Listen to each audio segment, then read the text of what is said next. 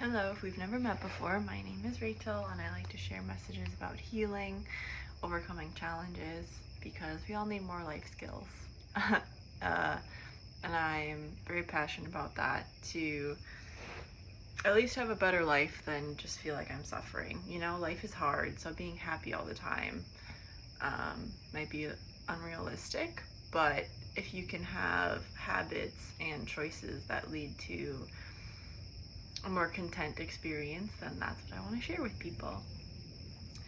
So today I want to talk about having more energy, because that's a lot of things that people talk about is, oh, I need so much energy to get through life. And especially being an American, or just in Western society, I guess, it's a very driven cultures where you know, feel like you need to be on top of your stuff all the time and just go, go, go. Not that I'm a huge proponent of that, but when it comes to having more energy, humans have created fast sources, like, not created, but like access to caffeine, right? I wouldn't recommend caffeine because over time that's actually really, really hard on your adrenal glands.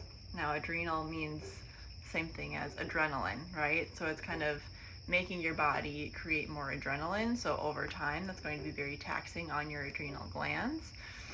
But a lot of people do it, and there's a reason why there's withdrawals from it. And I just never wanted to get too addicted to caffeine. There was, I don't know, someone I look up to said in like a video one time, if you have low energy, then you're probably emotionally stressed or nutritionally deprived. So if we look at those, emotional stress or traumas or long-term ongoing stress, again, it makes your body create more adrenaline and cortisol, which is very taxing on your body. So learning how to deal with stress and emotions in a way where you can process them is a very good idea if you want to have a better life / have more energy in your life. And then for nutrition, as you may or may not know, like fruits and vegetables have vitamins and minerals, right, and fiber. So everything we kind of need. I guess it has carbs, not much protein and fat, but more simplistic foods, the healthier or more nutritious they are. But with that being said, the way we've treated our soil, a lot of the nutrients aren't even getting into the soil, so then we're eating fruits and vegetables that don't even have as much nutrition. So it is important to eat healthy. So again, organic fruits and vegetables, maybe some grains, maybe some clean protein. There are, I think, some worthy supplements out there. But I would recommend looking at your nutrition as a huge piece of having more energy in your life. And then kind of an easy go-to or basic one would be getting more sleep. We need like 7 to 8 hours, but a lot of people are only getting 4, 5, 6 hours of sleep. And I've worked in the weight loss industry and have seen where people's bodies are used to that amount of sleep, and then they can't even sleep more than that. But when we sleep, our body really repairs and it heals itself. We can boost our immune system that way, right? Like when you go to bed sick and the next day you feel a lot better, that's because your immune system is doing so much work when you're sleeping. Just processing wise and emotions wise and taking in the world wise, to give ourselves a break and to give our minds and our brains a break from working so hard. And why we dream is processing things that are happening subconsciously in our minds and our brains. That's really, really important.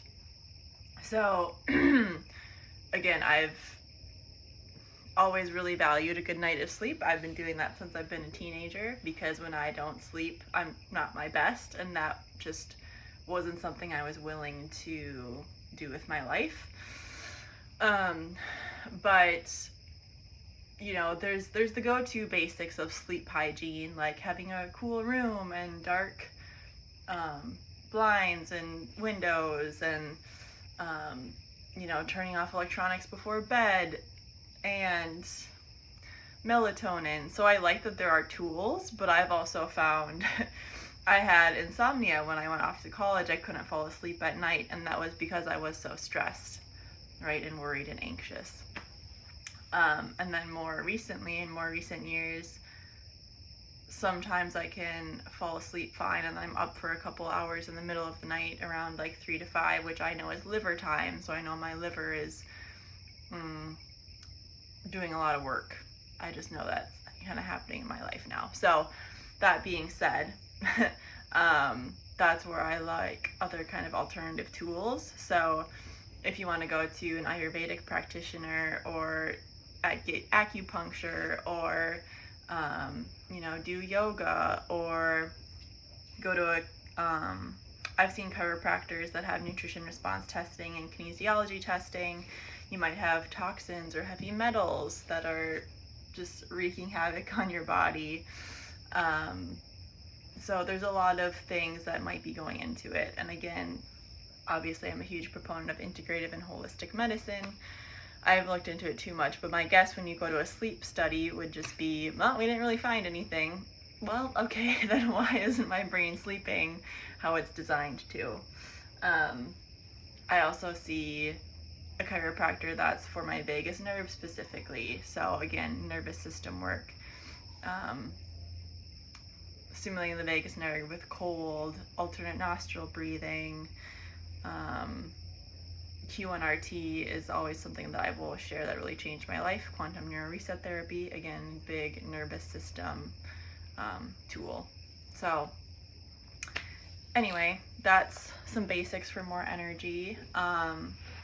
Supplement wise, I would not say caffeine and energy drinks or coffee. I would say B12 and B complex. So B12 is kind of the main energy producer vitamin in your body, in your cells. And then B complex is really important because when we're emotionally stressed, then our B complexes get used up faster than not experiencing as much stress. I'm trying to think if there's another one. I don't know. I didn't look at specific supplements before recording this video, but those are a couple ideas. Yeah, I'll just stick with those two. Maybe I'll talk about that in the future, but I hope this was helpful. I hope you have a great rest of your day.